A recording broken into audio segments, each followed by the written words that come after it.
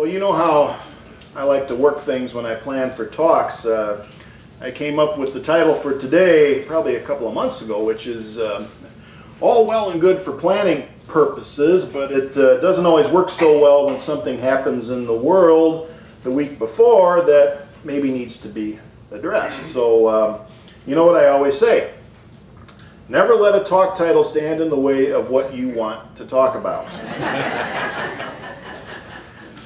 And unfortunately, what I want to talk about today is violence. Specifically, ideologically motivated violence, which seems to have been in the headlines continuously now for several years. And that includes, but is not limited to, religious ideological violence like jihadism. Goes beyond that. Y'all know this has been one of those oh no, not again kind of weeks. This latest incident happened just last Monday in Manchester, England.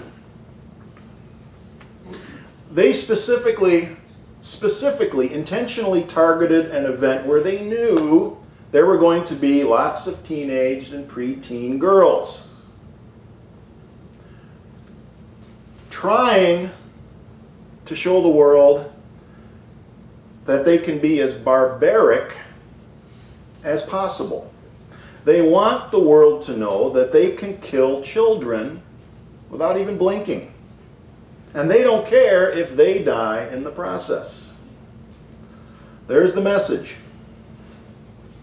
Actually, though, as I think about it, I think maybe my original talk title for today works better than maybe I realized at first. Beyond religion. How can humankind possibly evolve beyond the kind of toxic religious ideology that we see lurking in Islam and Christianity and in our political system? It's all there. Can we evolve beyond it? I think about the song Imagine by John Lennon. There's that one line where he says, imagine there's no countries. It isn't hard to do, nothing to kill or die for. There's a good thought for Memorial Day weekend, right? Nothing to kill or die for. So maybe we can stop asking young people to kill and die for us. Wouldn't that be great? Am I cutting out a lot? Yeah. Well, I don't have a red light or anything, so we are getting interference from aliens or something. But, it's between me and the antenna back there. I think it's getting better. Good. So do I. Nothing to kill or die for. Yeah, that would be great, because then we could maybe stop asking our young people to kill and to die for stuff. You're going to need another microphone. Yeah, that's not working. Yep. Go ahead and use that one. Here we go. Yeah, you know what I'm going to do, Jacob? We got this one on? This is almost hands-free. Yeah. How's that? There we go. See, that'll work. Yeah, that'll work. That'll work. Okay. Nothing to kill or die for. And then that last part, no religion too. You see, you got to add that. No religion too. And you may say I'm a dreamer. And I'd probably agree with you, because I have my doubts. Are we really capable of evolving to the point where toxic religion is gone, and all that's left is maybe a form of religion that is free from the kind of, well, the things that make religion toxic are authoritarianism, hunger for power, using religious ideology power for control, an appeal to the supernatural. Boy, if you got some supernatural being downloading ideology into your brain, nobody can question that stuff, right? And if it tells you to do bad things, look out. That's the kind of stuff that drives the worst of what we see in the world today, done in the name of religion and other ideology. And part of the problem, I think, can be found in the roots of what are known as the Abrahamic religions. Those are Judaism, Christianity, and Islam. They are not religions of peace. There's an old saying, they say it takes two to tango. And when it comes to violence and religion, there are two elements that have to come together. First, you have to have an ideology that can rely on scriptures and other writings, speeches and commentaries that condone or call for violence. Islam, Christianity, and Judaism have an abundant supply of those things. I don't even think I need to give examples. And the second element, of course, is a group of people who are susceptible, who believe that they possess the one and true religion, the one and true message, and they're willing to take those violent scriptures literally as a roadmap, as a guide, as an instruction book for what they're still supposed to do in the world today. Despite the fact that they're talking about what was going on hundreds, thousands of years ago in a completely different context, when people were at a completely different, and I will say lower level of consciousness, at a lower stage in our evolution of consciousness, they take that and decide that it's still applicable to the world today. So you can fight them, you can bomb them, you can send in the troops, you can send in the drones, but the ideology persists. The ideology is what continues to infect the vulnerable, the susceptible. Every culture, every religion has had to face its own demons of extremism, fundamentalism, violence in the name of God. And in the long run, and we can see this in history, the voices of reason, free thought, progressive values have won out. Our culture has been through it. We've seen it. When it comes to the Trinity of Christianity, Judaism, and Islam, there's no such thing as a religion of peace. It's all a question of degree and evolution. And the fact is that Christians and Jews have, for the most part, I will say for the most part, given up the kind of institutionalized violence that we see being promoted today by jihadist groups like Al-Qaeda, the Taliban, Boko Haram, ISIS, and others. The list goes on. Christians and Jews aren't completely off the hook, but there's a quantitative and qualitative difference today. And there's a reason for that. Professor Philip Jenkins at Penn State University, he's an expert on the subject of religious violence, religiously motivated violence, and he gives an explanation like this. He says, what happens in all religions as they grow and mature and expand, they go through a process of forgetting the original violence, and I call this a process of holy amnesia. Holy amnesia. They make the violence symbolic. Wiping out the enemy becomes wiping out one's sins, and so on. Islam, we could say, is just starting to go through that process, or we could say going through the process right now. We need to remember, Islam is about 600 years younger than Christianity. So think back 600 years ago about the kind of things that were going on in Christianity. Inquisition, crusades, witch hunts, so on and so forth, burning heretics at the stake, unspeakable violence and atrocities. We don't do that anymore, certainly not to that extent. They're going through a phase in the Islamic world that we've already gone through. It's not a comment that we're somehow evolutionarily superior. It's a matter of time, that's all. It's a matter of time. And it helps to keep things in perspective. There's approximately, I hear different estimates, about 1.6 billion Muslims in the world. They did a study at the Rand Corporation. They say that about 1% of that population is at risk for becoming radicalized. The rest of that population finds ways to get through their lives, still as observant Muslims, but they do it peacefully. A lot of those folks have reached the state of mind where the idea of jihad is a personal, internal struggle with the same kind of things and temptations that everybody wrestles with. That is happening. But it's difficult to see because that 1% out there causing all of the violence and all of the problems, they sort of suck the air out of the room to the extent that there's nothing left to drive any dialogue. Can't talk when you can't breathe. The point here is that you can't blame all of Islam for ISIS and Al-Qaeda in the same way that you can't blame all of Christianity for the KKK and the Army of God and the neo-Nazis and various white supremacist groups. The focus somehow needs to be on radical, violent ideology under any label. Under any label. And just to give you an idea of how truly bizarre things can get, how labels don't seem to matter anymore when it comes to violent ideology. The very day after the Manchester attacks, I came across this story. Anybody seen this fellow before? Anyone familiar with this story? That is not the face that one would typically associate with Islamic terrorism, is it? His name is Devin Arthurs. He's 18 years old. He's from Tampa, Florida. He was a neo-Nazi until he decided to convert to Islam.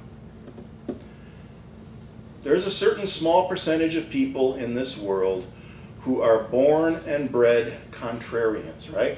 They will take any kind of violent ideology if they think it'll get them notice, if it'll help them to go contrary to the grain, by gosh, they're going to jump into it. So he converts to Islam, all right?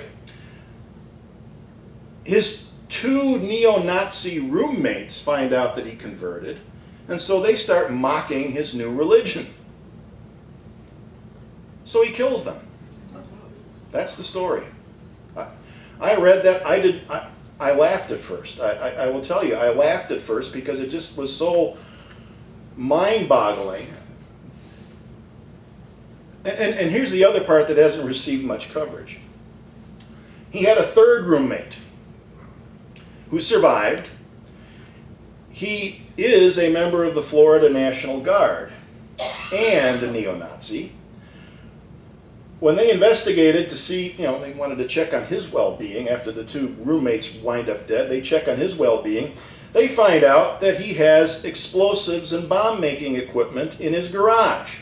And on his bedroom wall is a framed picture of Timothy McVeigh. He's the one who blew up the federal building in Oklahoma City and killed all those people in the name of some other kind of warped, violent ideology. Not Islamic. Just as dangerous. Toxic ideology isn't limited to just one religion. And it exists in secular groups as well. That's the point. But the larger question, and this is a tough one, how do we identify people like the Manchester bomber?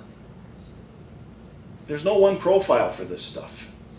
How do we identify people like the Manchester bomber, Arthurs, Russell, McVeigh, Dylan Roof, the Boston Marathon bombers, and so on and so forth? How do we identify them and figure out how to prevent them from going over the ideological edge? There's a great line in the Batman movie, The Dark Knight. I love this part. Alfred says to Bruce Wayne, he says, there are some men who just want to watch the world burn. It's not about money. It's not about power for them. They just want to watch the world burn. And they don't care where the gasoline comes from. Any toxic ideology will do. There's a certain percentage of people like that. Whatever's most convenient or most appealing, I guess. So I don't know that we can ever totally eliminate that kind of mindset, but there are things we can do to start greatly reducing it, I think. First of all, like not overreacting. We can express all of the grief, moral outrage, and condemnation we can muster, But we have to resist the urge to lash out in mindless, misdirected violence, because that's what they want. They feed off it. They thrive on it. Our actions become a recruiting tool. Take out some civilians in the process and they can say, see, we told you how violent they are. They killed all these children. They want to wipe out our holy religion. We overreact when we make it about religion, instead of focusing on the kind of violent, totalitarian ideology that seeks control and domination of others, because those are the roots. The religious trappings are a pretext. They're a cultural affectation. The real culprit is the shadow side of humanity. Our often ignored animal nature, controlled by drives, desires, and very strong and often overwhelming emotions. Religion will take advantage of those things if they can do it in the name of God and use that to promote violence. Or the paradox is that religion will also try to demonize and suppress the shadow side. They'll even try to kill it, which just makes it collectively stronger. What you need to do with the shadow side, first of all, is to own it, to get to know what it is that's driving us subconsciously. Get to know it. In a way, make friends with it so that we can exercise some degree of control over it. Know what those drives are, and then try to install the opposite operating system in consciousness. Bertrand Russell once wrote this. He said, "Man differs from other animals in one very important respect. And that is that he has some desires which are, so to speak, infinite, which can never be fully gratified, and which would keep him restless even in paradise." That was from his acceptance speech when he received the Nobel Prize for Literature back in 1950. So here are the 4 infinite human desires according to Bertrand Russell, these products of our shadow side. Number 1, acquisitiveness, or we can say greed. Number 2 is rivalry. Number 3 is vanity, or human narcissism. And number 4 is love of power. Imagine what a person would be like with all 4 of those things in them running unchecked.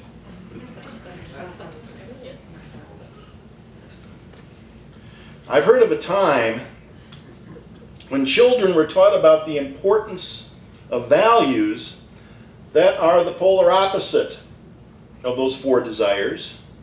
The kind of values that are designed to keep those things in check so they're not running the show. Here's the antidote.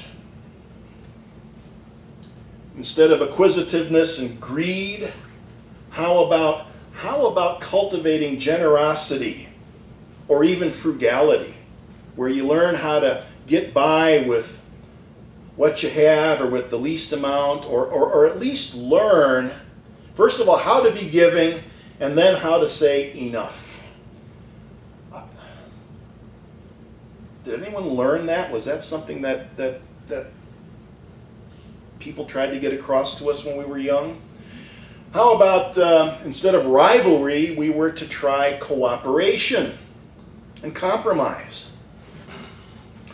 And instead of vanity and narcissism, maybe a little humility? And instead of love of power, how about love of others? Yes. Wouldn't that be great? Seems as though these were the kind of things I recall learning about, not just at home, but in school, and not under the guise of religion either. These were secular values that we can find in both Eastern and Western philosophy. I have no problem if they come to us in a religious package, as long as they leave the rest of the guilt-ridden violence and stuff behind. That doesn't happen very often, but these are primarily secular values. You don't need religious trappings to find them. They are in our philosophical systems. They can exist separate and apart from any religion. They stand on their own. You can make the case for their value without having to appeal to gods or scripture. Maybe our schools should have an entire class devoted to teaching these things. We could call it Humanity 101, how to be a good person. What a radical idea, huh? I think if we were to sit down with the representatives of the world's religions, the ones who reject any form of violence, authoritarianism, or religious extremism, they'd all agree on these ideas being primary values for all of humankind. We find that they're universal. And then after that, we have to ask what I think is a very serious and difficult question. We say that we value these things, but are they really reflected in the things that are done in the name of our country around the world, historically and now? Questions we don't like to ask. Everyone needs to ask that question in their own part of the world, including right here. It's a two-way street. Can't preach one thing and do the opposite.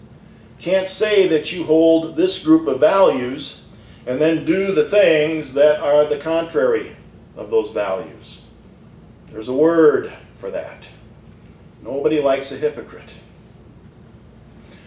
Wouldn't it be great if all the nations on earth could figure out a way to actually put the values they claim to hold into action? There's the challenge.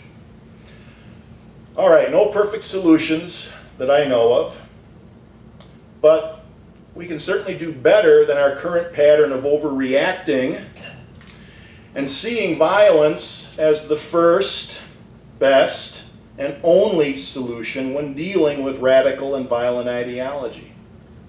Got to get to the roots. If you can find the terrorists, if you can destroy their training camps, well, okay, but that doesn't get to the ideology, which always starts at the level of individual consciousness, which is best reached by dialogue, by example, by promoting those values that are the opposite of what motivates the things that we want to see less of in the world. That's the part that keeps getting left out, which is why it keeps coming back again and again, and we end up with another, oh no, not again week. We can stop it. I'll see you next week.